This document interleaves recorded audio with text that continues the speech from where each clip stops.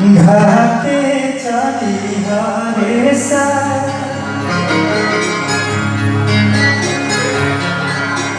बहुत ही आनंद आवेला जब माई बहन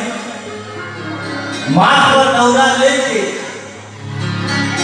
चाहे अपना बेटा अपना पति के माथ पर दौरा उठा के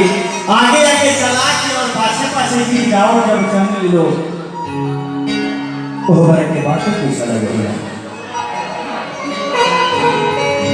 कि बेन हाथे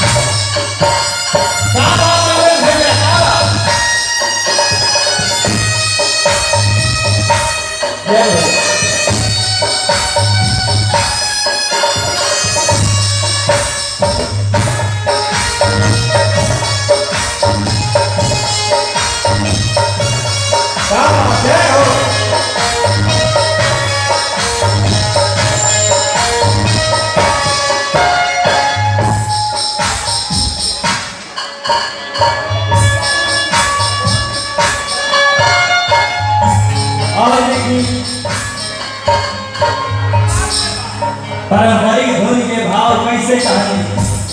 हरिंदर भैया क्या बात।